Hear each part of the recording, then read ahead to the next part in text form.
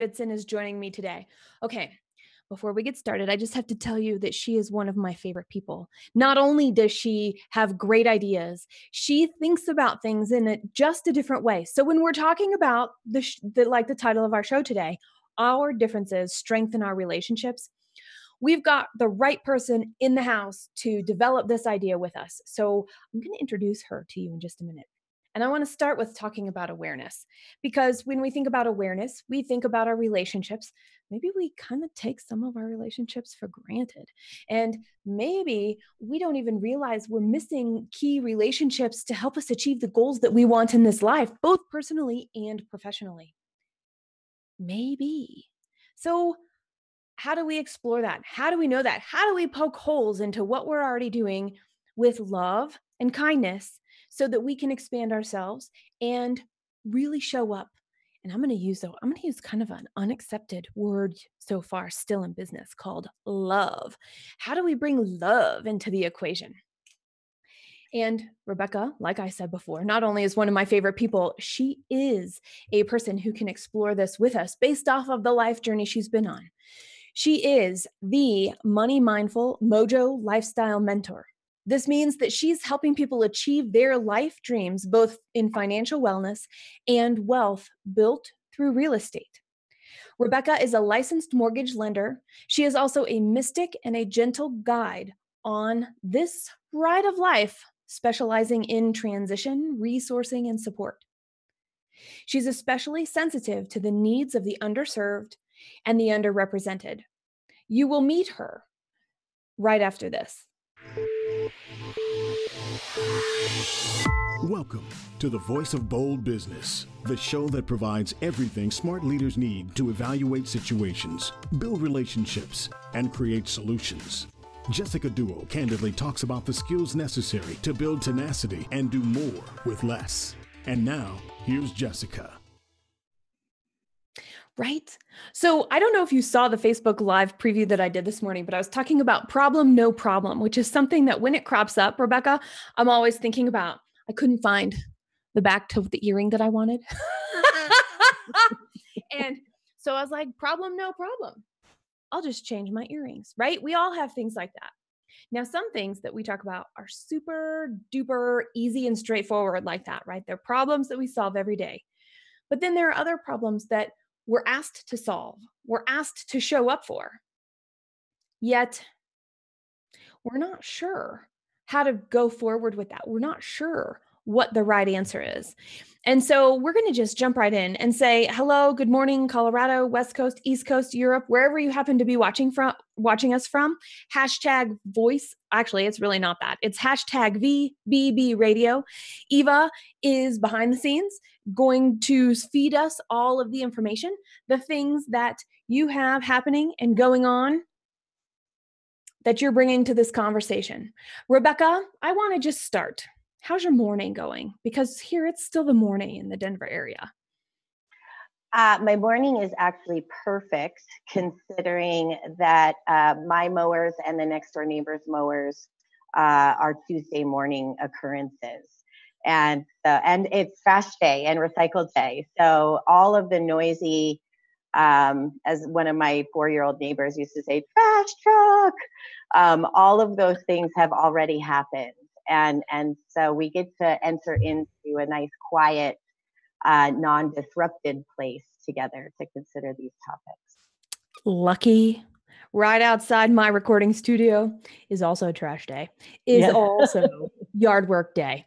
And behind the scenes, everybody, I also want to do a shout out to Scott. Thank you for doing our technical production. He gets on this morning and he's like, what is that in your background? So your intention of having a quiet space has come to pass on your side of our internet. What do you want to call this? The chasm that we cross sitting right here on the screens together. Man. Now I want to know, when I reached out to you and I said, hey, come join me on the show. Let's talk about relationships. Let's talk about differences, diversity, and inclusion. What was your first reaction? You know, when you think about my profession as a banker, it doesn't necessarily seem like this topic would have a lot to do with that. Topically, I'm somewhat of a dollars and cents sort of a person. I create tangible results. But what I realized is that the way that I move through the world is by deeply relating with people. This numbers thing actually is an intimacy thing. And so I get under the hood with people into those sort of greasy places, the secret places that they usually will only do with a spouse or a parent or a financial advisor. You know, it's not what it seems to be on the surface. And I realize that's kind of my way that I move through the world always. It's not quite what it seems on the surface. Isn't that interesting? So you said some words there that caught my attention. The Mm-hmm. first is intimacy. And even in business, when you have a business partner, when you have budget responsibility, we gloss over the part where we have to face what we face around the money, the dollars, the numbers that we see in whatever form they come in, the spreadsheet, the printed report, the crazy text at 6:30 at night when everybody's sitting around the dining room table, right? Mm-hmm. And Yep. our reactions to that can vary. And if I were to just, jump in and I'm thinking about that, that was the first part. The second part was the fact that we are so different when it comes to our reactions to money. And Mm-hmm. it was a variation of the last part of what I said just a minute ago. But going forward and thinking about it, it's a relationship. So we have relationships to each other, and we have Mm-hmm. relationships to things, and we have relationships to ideas. And if I were to paraphrase, our relationship to things like money might be different than our relationship, or the idea of money is different than the relationship that we have with each other. And what are the top things when you're thinking about money and finances and working with people in real estate transactions and getting their energy right in themselves to deal with what comes up around money? What are the most common things that you see? We don't do money by itself. We do money with transition. We are getting divorced, thinking about getting divorced, getting married, pregnant, moving in a parent. So we're combining generational households. And so money is not a solo topic. It's actually a topic that it's a super loaded topic that comes with another super loaded topic normally. Which is always fun when we're trying to, this is this common thing. I was having lunch yesterday where the ability to leave our emotions at the door and make a decision is false. Yes. Yeah. And so one of the things that, and no offense, any man that's listening, no offense here. However, we compartmentalize differently than men as women. And one of the things that we have the ability to do that I have noticed is that we can invite the emotion to come in without allowing the emotion to take over. Yes. And that's an ability, that's an influence. And so what is your experience, your thoughts around the fact that emotions influence whether they're left at the door or invited to the table?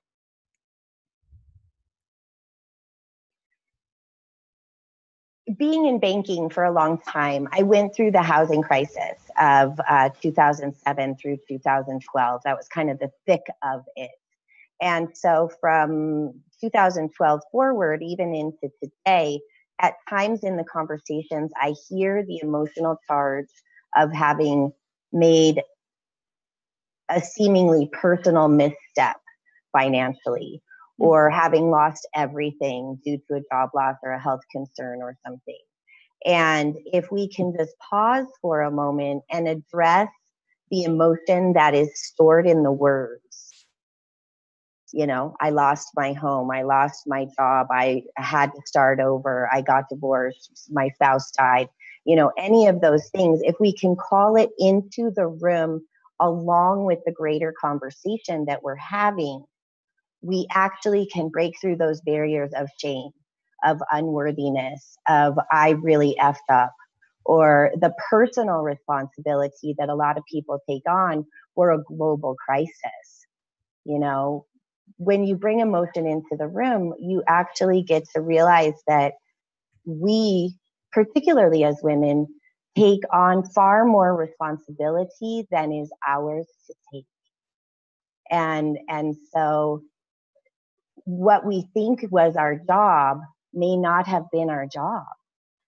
And so when you have this overblown sense of responsibility, you may not be able to appreciate how much finesse and skill you've exhibited to keep your family together, to keep a roof over your head, to continue to improve in your job status, or whatever the thing it is. It doesn't have to be devastating. It can be revelatory and amazing as well. The emotion is on both sides.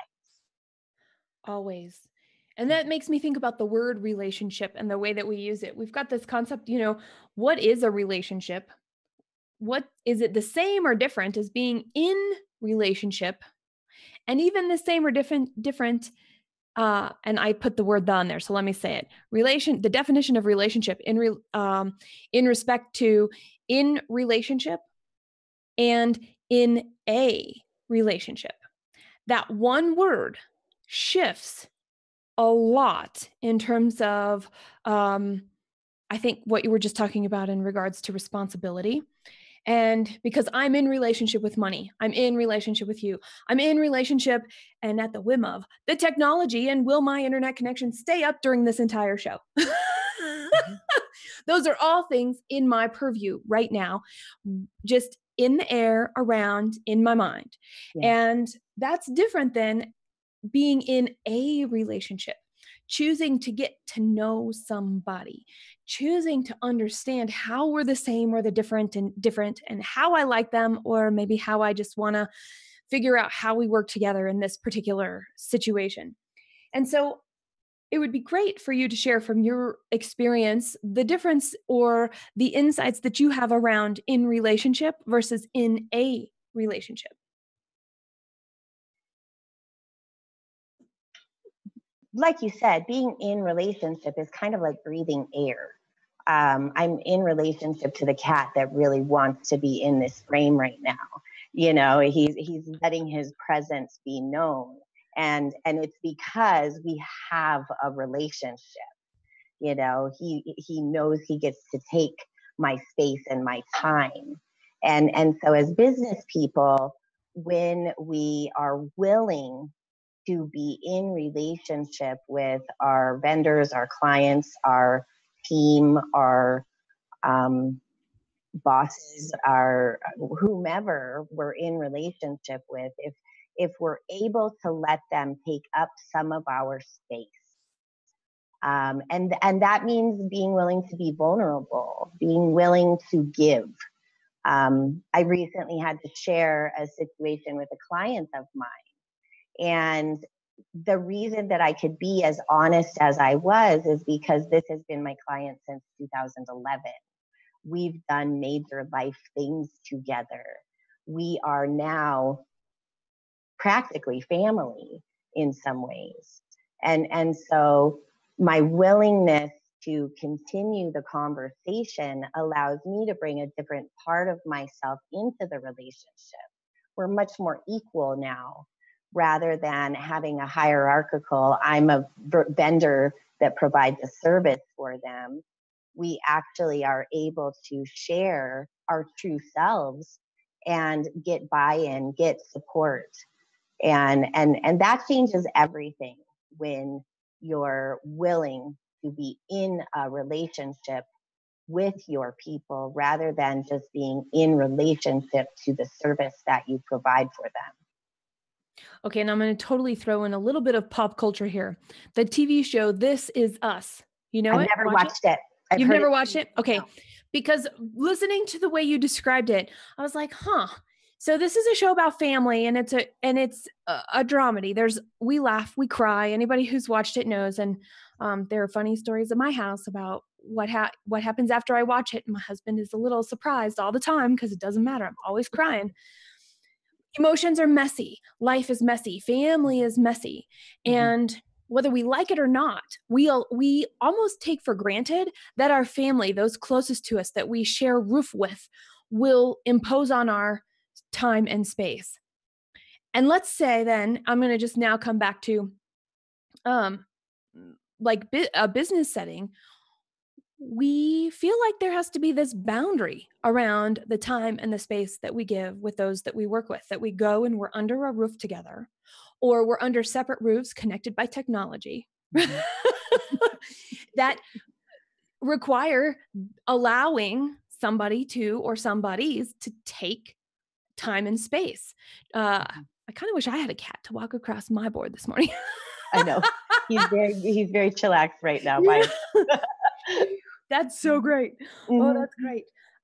And where I was going with that is, is it because we have this proximity to our family that we're enough the same that we can overlook that crazy or know what to expect? And at work or in the world or in a new situation, when we're selling a new client or negotiating a deal and we're not quite sure who the people are across the table, our guard is up. And I wonder why that is. Have you ever thought about that? Yeah, I think when you feel compelled to sell, you will always bring a guard, because the selling is about getting buy-in. I'm selling something I want you to buy. But if I'm actually endeavoring to have a conversation and find out who you are and how what I bring to your table could solve your problem, I'm not really selling you anything. I'm finding out about you to see if I can help. It's like when someone dies, you bring a casserole. Um, we don't always know how to help one another. And so we love with food, or we love with money. We love with acts of service. Mm-hmm. But in relationship, in business, we forget that it's just another person on the other side. We tell a lot of story about how business is. And I think that's masculine versus feminine. It's that very linear sort of a thing. I have to get from point A to point B. I need to sell what you need to buy, move on, next. And I don't think that's the way our new economies are necessarily going to work. Sticking with that, I find that really interesting. And it makes me realize too. So is it the lack of really wanting to know, or the lack of, I just don't want to even know? Or I guess maybe that's not the lack of, just this perception. I don't even want to know if I'm the same or different than these people.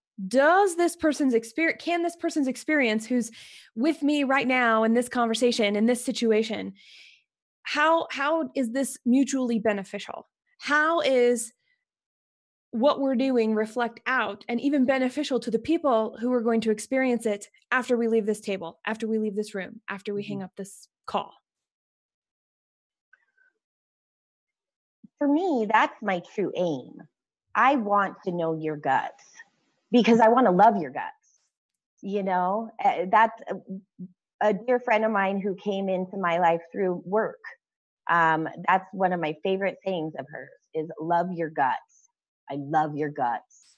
And it's because she's seen my guts. She's seen me my skin peeled back from my body and my innards kind of out on the table. Mm-hmm. And to me, that's the true place where change becomes possible.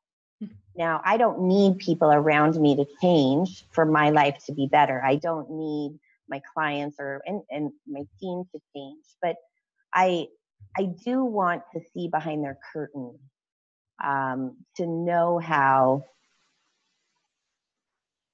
properly serve, I guess. I don't know if that answers your question directly. Well, it does. And basically we're building an idea. So every answer just gets us closer to some sort of a shared meaning around this. We did have a live audience question come in, and this is from Mel. She wants to know, what are the elements of a great business relationship?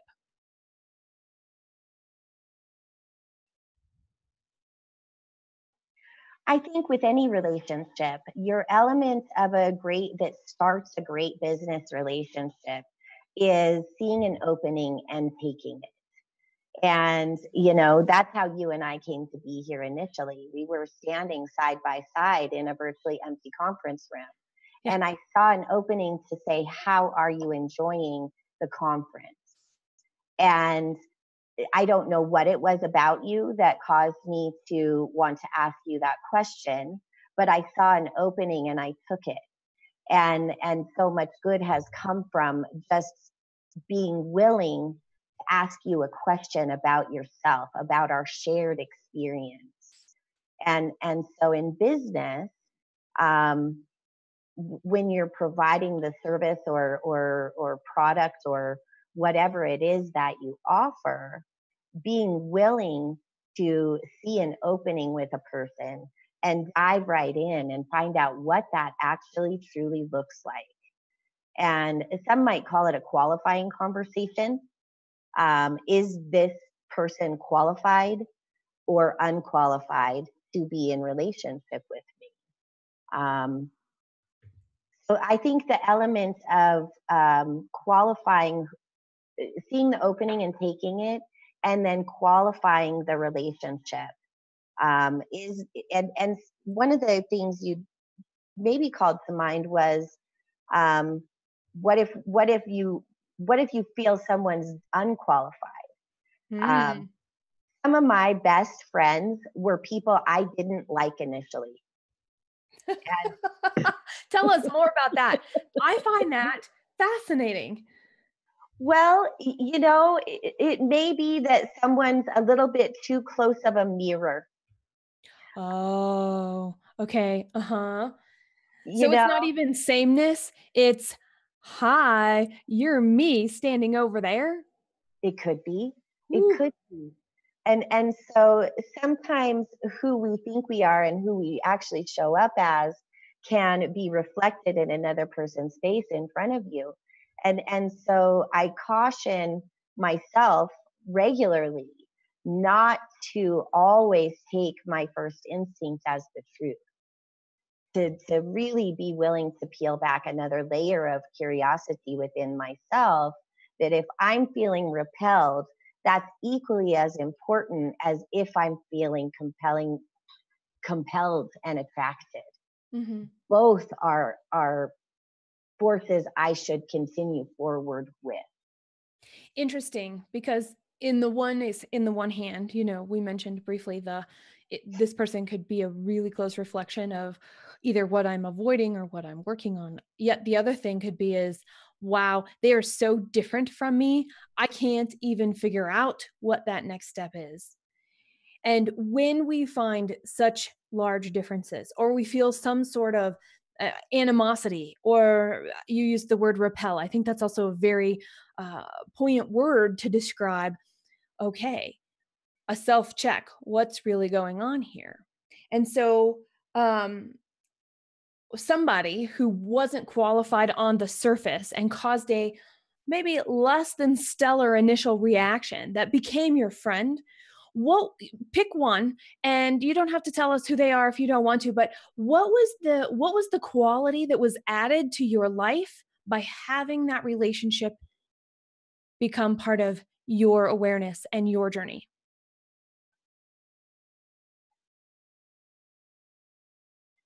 I got to feel not alone.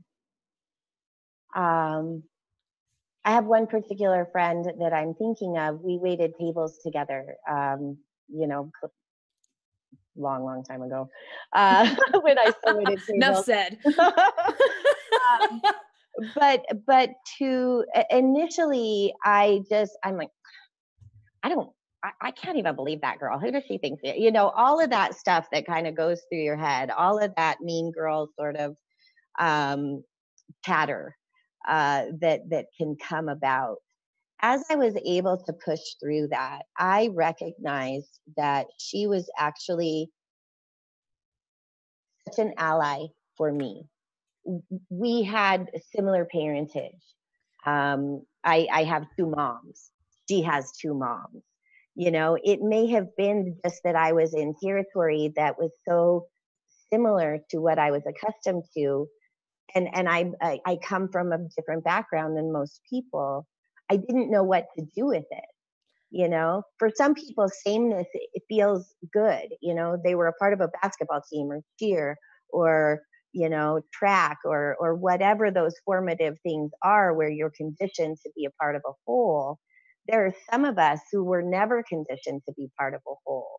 We've had to condition ourselves to become that. And so in this individual, it was the sameness to me that at first was repelling.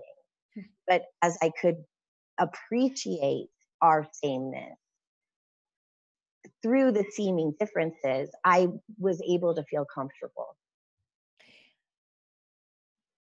Okay, I want to make sure I understood that. The perception of differences was actually samenesses? Hmm. It Thank you. was. Okay. And in that, I think that's worth just noting and putting a mental note here, because maybe some of the things that we struggle with when we have this person come into our life, we're like, man, why is this person here? We're not exactly sure. Or they show up in a scenario that's totally out of our control. We're told, work with this person. Mhm. We're told this is your point person now that the sale has been made. And all of a sudden, there's something that we have to figure out. And it's up to us to start it. It's up to us to explore our reaction to the, I'm going to use the air quotes, differences and see what comes underneath. Now, it's interesting that you chose an experience that was lodged. I mean, you said a long time ago, so we're going to go with a long time ago. Um, that relationship made an impact on you, and it has influenced how you've moved forward in some capacity.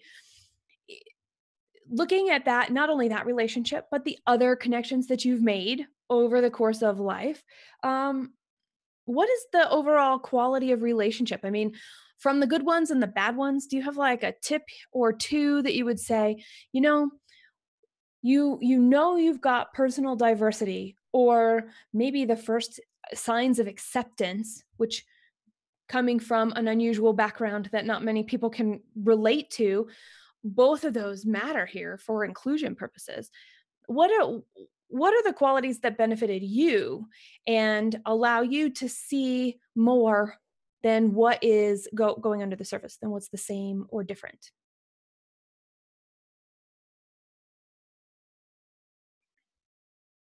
I talked to my niece and nephew about this on Sunday. My niece is graduating from high school on Thursday, and my nephew is finishing up his last semester of college. And um, we look very similar. They're blonde, very fair skinned. You know, we on the surface are very, you know, kind of all American middle class people. But all of us have an element of difference that we feel on the inside. And I noticed that um, they related to, they are always looking for the person in the room who is an outlier. Mm, And maybe it comes from a social anxiety, maybe it comes from feeling different on the inside.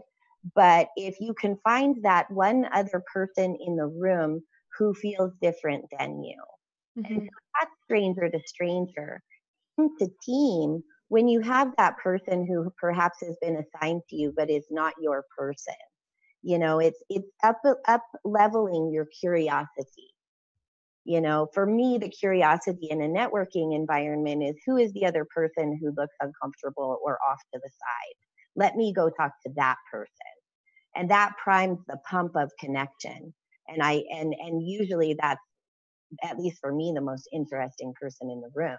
Yeah. You know, the problematic person on a team, if I can really just begin to slow mo through the conversation and find out what the connections that we do have are, then it gives me some working capital that I can utilize to step over the difficulties.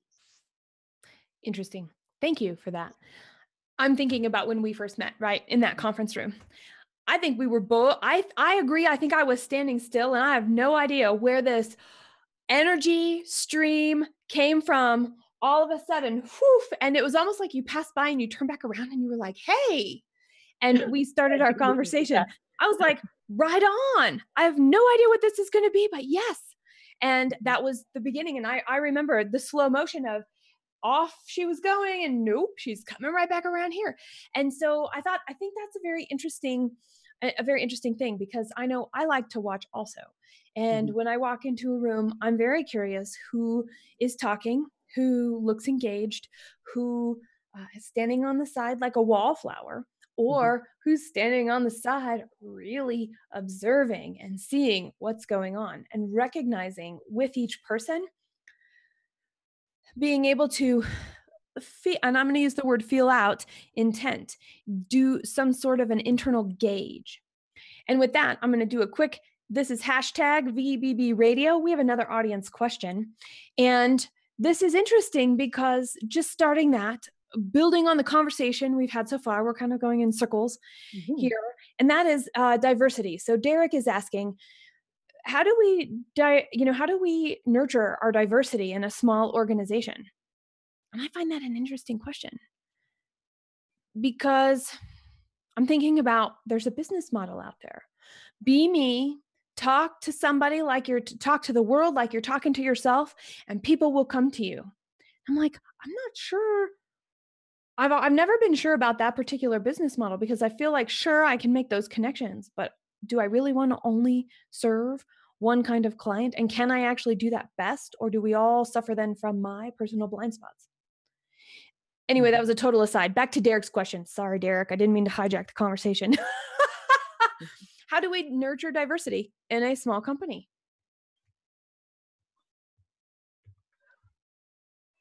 I look at myself kind of as a small company, to be really truthful. And I took on this question after the last election cycle. I looked around my room and I realized most everybody looked like me. And so I wanted to actually seek out more and more faces that did not look like mine. And I wanted to hear what those voices had to say. And so I think if you are sitting around a room and it looks very similar to what you see when you look in the mirror, the contact point that you need to make is, how are we similar, but how are we different? You know, on the surface, no one would know that I have two moms. You know, it's a matter of how do we talk about it. But that puts me in a class different than most classes. And so if we can level down a few layers with people, we may find that they are more different than we thought, because we do put our sameness forward. We want to fit in, we want to belong. And so we may bubble wrap ourselves a little bit so that our what you see is a little bit blurry, so that we look the same. But it's actually those sharper edges, those more rough spots, that are the ones that will allow us to really thrive, because those are the, I mean, that's why Velcro sticks. I love that. Yes. Interesting. Yeah. Okay. For those of you just joining in, for those of you who have popped in since the beginning, this is the Voice of Bold Business Radio. We are talking about our differences that strengthen our relationships with our special guest, Rebecca Davidson. And we're dancing around this a little bit, and I used it somewhere. Love, love, Mhm. Love, love. And what is the role of love in our professional, and we're going to stick with professional relationships, in our professional relationships? I learned how to spell the word answer because I wrote on my next door neighbor's blackboard, love is the answer. But I didn't put the W in it. And so the next time I came back, she had put the W on top and shown me where it goes. She didn't erase what I wrote and correct it. She just gently put the edit there for me. And so that's actually one of those burned in my mind sorts of memories. Love is the answer. And I was probably 8 or 9 when I wrote that, a W in the middle of a word. Where does that come from? But that's how we look at business. Love in the middle of business, how does that belong there? We don't often lead with our hearts in business. And that is that very linear masculine model that most of us were reared with. Women, like you said, we're going in circles. We're working a spiral here in this conversation. And in business, I believe that we work the same thing. If we can do that from the premise of love, we have a complete transaction. If we don't acknowledge the presence of love, if I don't acknowledge that the reason I'm helping you refinance is because your marriage is ending and you have to move, I haven't brought your whole self into the transaction. If I'm not acknowledging that while we're helping you with this loan, you're also getting your master's degree and you're hospicing your mother, I'm not acknowledging your humanity. And we don't always realize what is happening for another person. Do they have a child with a mental illness? Do they have a big old hairy thing that they're trying to fix? Do they have a big loss? And so I think people feel hollow. They feel hollowed out by the world because they don't get to bring their whole selves. And so adding love in to the conversation acknowledges a person's wholeness and their truth. And I love the term gallows humor. When you laugh about something that's horrifying, that's your whole self. Joking with someone on their deathbed, best thing ever. You have to do the dirty and the clean at the same time. You can't just bring the one piece. Love is messy. Love is hard. And so helping someone at the end of their life, helping someone welcome someone new into the world, those joys, those triumphs, those despairs, they are love. And by allowing someone to bring themselves in their wholeness of their love into the picture, it just, I think it's a much better business model. I'm going to bring in an audience question here, and then I want to come back to the linear piece. So pin, hopefully we remember as we're traveling in our spiral conversation. So I'm going to confirm the name of the person. Okay. Kath has asked, you've used the word love. Don't you really mean empathy? I think empathy is problematic. I'm an empath, and empathy can be something I use to hold myself back from someone. Empathy can be a place where I feel the depth of your feelings so strongly, and I'm not going there. It can be a place where I back away or I get closer. I don't think empathy actually signifies that we're going to get closer. It might give us a reason to ghost somebody or to get the hell away from them because what they're experiencing is too big. I think empathy, I don't know. I'll add to that. And mine is there's a big confusion between empathy and sympathy. And so thinking about just the words and the actions that go with the words, I can put myself into somebody else's shoes. However, when I put myself into somebody else's shoes, there are two ways I can go. I can go, I'm putting myself in your shoes with all of my experience. Mhm. And now I'm formulating a different kind of judgment. That's Yeah. also, in my opinion, not true empathy. It's when I can step into somebody else's shoes, recognize maybe not their situation, but recognize the pain, the suffering, the love, the joy, the excitement, the big milestones, the highs and the lows, without without and it's kind of like emotion. You can't do it all the way. However, you can go, oh, if I put all of my experience over here and then just look at this as a fresh set of eyes, I might be able to get a different kind of information about that person. To me, that is what I would call empathy in the workplace. It's also the start of some really hard conversations and some really great conversations. Mhm. I can Mhm. get rid of all of my stuff. Let's say, we're talking about a marriage proposal, or we're going to apply for our first job, or we're waiting to hear back from Mhm.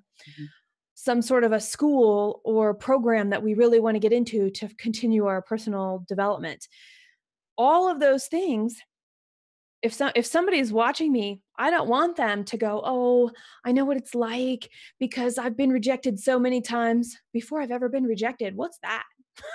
I Right. would much rather somebody go, "Yeah, that's tough. Man, I understand that anxiety. And by the way, let me just be here with you." Psst, insert love. Yes. Yes. Right there. So that's what I would add to the empathy question, is that empathy is really hard to define, and we all define it differently. And if we're bringing our stuff along, consciously or unconsciously, we're really not empathetic at all. And that gets in the way, which might be interesting because then we can get in our own way two ways. We can totally, if we are more of the feely or heart led or experiential, uh, that's how we do our world, that's how we do Mhm. us. We might just say, that's how we're going to do us, and we're going to leave all of the details like accounting and money and paying people on the side, and it'll just either happen or it won't, and I'm just not going to look at it. And I wanted to Mhm. come back to that because as non-linear as we can be, there is really a linear place, a linear part of what we do every day. We get up, we do the things that we need to do. We pay our bills. We put food on the Mhm. table. We make sure we're connecting with the people we want to connect with, whatever that is. And it makes me wonder, because I'm not always a good balance of this linear and non-linear. Have you found something that works for you to make sure that when you run into people who are super linear thinkers, that you're able to bridge the gap between being a less linear thinker, having both skill sets with your background? Absolutely. Okay. Absolutely. I have a hashtag in my business, hashtag engineers love me. Um, That's and great. you wouldn't think that. I'm very touchy feely. I'm an ENFP. I'm a feeler perceiver. I All of those things are at the forefront of how I do me. But I am also a very process oriented person. I understand the benefit of a clear definition of beginning, middle, end. Uh, this is the outcome that we're headed toward. These are the steps we'll take to get there. And so I don't think you can do one without the other. I think that's part of the balance of being human. I Mhm. can't just be all love sitting on my couch crying with you, because your world is hard. You've asked me to help you solve a problem. And so I have to adeptly navigate that conversation where we're talking about the hard thing and we're calling it into the room. And then we're moving on with what we're there to do. And so that's really where love comes in as a skill to bring into your business, is when you love someone, you let them be them. You love them because they're separate from you. You love them because they are their own independent unit that needs no input from you. They just asked for your help. And so if you can really support them in the fullness of who they are, that's true love. Giving them what they've asked for in a way that works for them, not in the way that works for you, not in a way that makes you the savior or the better person, in the way that actually solves the problem for them. So the square and the circle are both shapes that exist. I can be a square, I can be a circle, I can work the spiral, but I don't have to be one all of the time or allow one to be really dominant. It's just about being adept in that conversation. How can I hold you in your fullness, but how can I step away and give you what you've asked for? Mm-hmm. Mm-hmm. I'm slightly distracted. There's been one spider crawling across the wall of my office, right? And now there's two. I don't know where they're coming Bring a from. cup over. I was going to say, can you send Kitty over here? I need some I'm the help. spider hunter in my house. I'll take it out to your garden. Right. So what you said was really deep. And I was like, no, I got to get this out because otherwise I'm just going to keep thinking about it. Now I can just be like, spider party over there on the wall. No problem. So let's think about this concept in terms of diversity, because sometimes we are more one than the other, right? We might be one side, we might be the other side. So what would your tips or ideas be for us to go, you know what? It's totally okay. Embrace being all linear. Embrace being all nonlinear, for example. And at the same time, surround yourself with the opposite. Ooh, that's true. That's for real true. And I think we learn that in families. The thing that my niece and nephew and I have in common is we're a little more squishy, sparkly than the rest of the family. They're a lot more linear, and we're a lot more arty, sparkle party. And so every family needs all of the aspects, and every business will need all of the aspects. I am a very detail oriented person, but I'm not the one you want managing the details every day, and so I have someone who runs the details for me. And I think that's part of it as well. In business, you have to be willing to scale, to solve your deficits. Mm-hmm. And so I know the places where I'm weak, but I also, if I get those addressed through other people, it allows me to be really strong in the areas that I'm strong. So get help is probably one of the things I would recommend to everyone, even if it's just little packets of help here and there.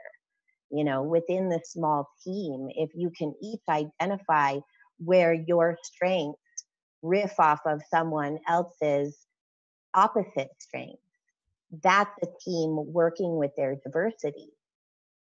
So diversity isn't just about the color of our skin, our hetero or homo backgrounds, all of those different things that we label. It may just be, I'm a very strong communicator and you're a very strong artist. On teams, the diversity sometimes is our skill sets. Mm-hmm. Yes. Okay, every single one of us, everybody listening, we were always uh we were always a token for somebody else, right? Some of us were a token colored person. Some of us were a token gay person. Some of us were a token girl person, and vice versa, right? The list goes on and on and on and on. Just having some obvious difference. I'm some of my conservative friends' token liberal person. Love it. I am the token liberal in most of my family too. Yep. I love it. See, we have so many we get to choose from.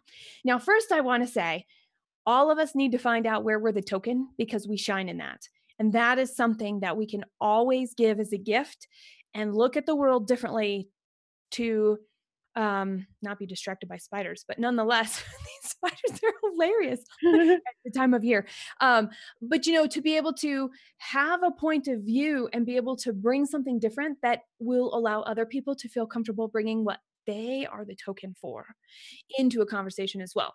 So that was part one. Part two is being that token person. Is that actually something I'm talking about? And it's really passe and it's old school and we can't even talk about it. I mean, huh. I think we have to talk about it. Okay. I think especially right now, there are so many hashtag movements. We have Black Lives Matter, we have the Me Too movement. We are allowing the spiders to come out of the basement, per se. You know, Yes. we are calling into our awareness the wounded places of our world. And so to be aware when you are a token and to be aware when you are compelled to make someone a token for you. Ooh. I want to know as much as I can know about the pain of our world so that I can use the love I feel in my heart to try to fix some of the things that are wrong. Mhm. And so in diversity,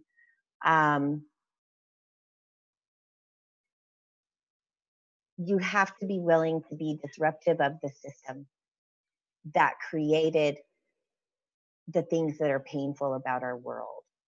And I think bringing love into business is one of the most powerful ways to be disruptive. Yeah.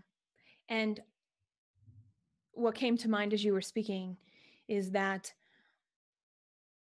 whether we recognize ourselves as a token or we're making somebody else a token, that's a judgment. And it might be a conscious judgment to expand our thinking, to increase the background and the experience and the thought processes to learn from those people. But it could also be, and I'm going to call this unfortunate, I'm going to check the box. I've done this thing. I've labeled, and that doesn't get us any further. So taking that one step further, how can we gently face our own judgments since they may be getting in the way of us recognizing our differences and getting in the way of deepening our relationships?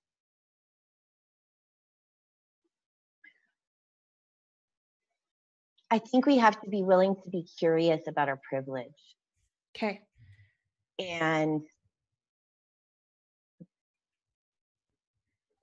that's such a hot word right now. Yeah. It's a pokey word.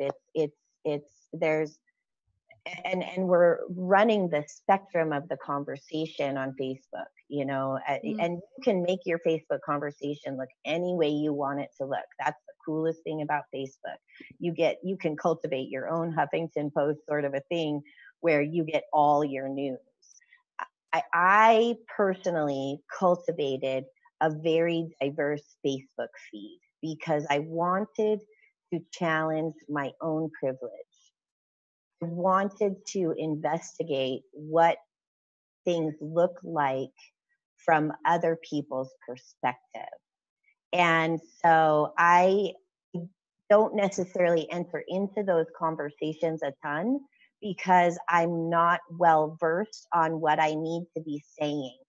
It's my tendency to want to fix things, to make people feel better. But true love is allowing the pain to exist in the conversation without trying to fix it.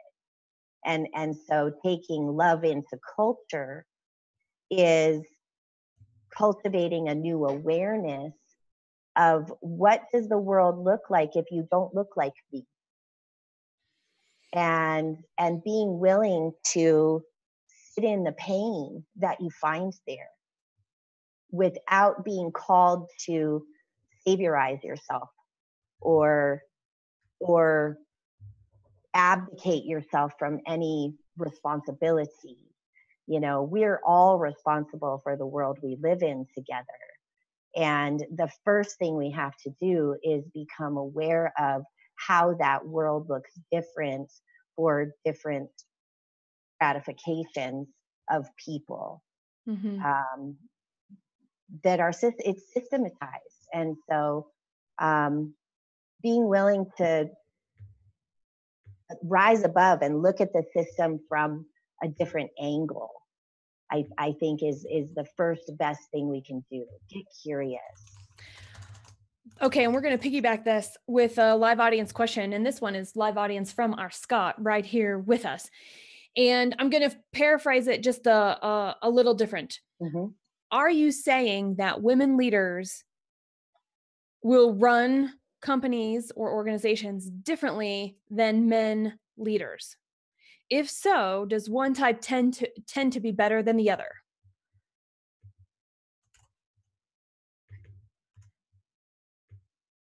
I think we're coming out of a world of predominantly male-driven companies. And we can see there's some wonderful profit in our world. There's some amazing wreckage in our world as well. If a woman in charge of a family were running the budget, it would look different than if a man who has his household taken care of by a woman is making that decision. You know, I remember those kind of old Marmaduke cartoons from the newspaper. You know, you would see the mom. Yeah, well, you'd see the mom with, it might just be the Sunday Funnies or something, but you would see the mom with like the baby on her hip, the phone under her arm, her hair up in rollers under a little net. You know, she's still in her house coat, ironing with the dog food. You know, a woman, I think you brought this in immediately, is we multitask in a different way, and it's from a different consciousness because we're normally caretaking. Men in their linear fashion have been able to be that hunter-gatherer, sort of conqueror person, while everything else is tended behind the scenes. So yes, I do believe as we have more women in the C-suites, as we have more women in government, we are not represented equally. You know, there are probably 25 to 30% of women running things, and we're still at 70 to 80% male dominance in those arenas. It will look different as women take more and more power, because women, when they're in their wholeness and allowed to feel the love and run with love, rather than that linear place the early feminism brought, you know, where you had to put on your dress for success bow and act like a man to be taken seriously as a woman. Mm-hmm. You know, this new femininity in business will bring us a more comprehensive thing. Both of the women on my team are mothers, and I'm aware of where their children are with their grades, with their development. We have kids moving from elementary to junior high this year, junior high into high school this year. You know, I'm not just aware of what they produce for me on my team, I'm aware of what their other responsibilities are. You know, there's an oil change that happened this morning. There's a dentist appointment for an 11-year-old that needs to happen this afternoon. All of the things come into our business world, and because they have to. And that's the linear part, is we make people separate. You have to be this person for 8 to 14 hours a day, and then you go home and be that other person. True power will come when we all get to bring our whole self to the table. Yes. I'm going to piggyback on your answer with one thing. I have a ruler here. Now, this ruler is not to wrap anybody's fingers. Those of you who are just thinking that. It's a her story ruler, and her story, a timeline of the women who changed America, was written by Jill Tejan. And she's actually, her life's work, she's an engineer, and her life's work is to recognize and change history, awareness of our history, mm-hmm. due to the lack of women represented. History books, things that are used in schools today, on the good side, have 5% women representation. Mhm. And if you're looking at a 50-50 split, since we're about 50-50 as genders, Yes. that's 45% missing. Mhm. And so it's hard. It's hard to change the status quo. And it is hard to think that we're so different. And it's hard that to think that we might be able to make a change. But listening to Rebecca right here, right now, in this conversation, I see its possibility more than I thought. And I'm already an optimist about it. So even the realists or the pessimists among us and the optimists, what else can we do? We have time for one more question before we wrap up our live stream program today. And that is, Rebecca, I want to know why it's bold. I want to know why it is bold to look at our differences to strengthen our relationships.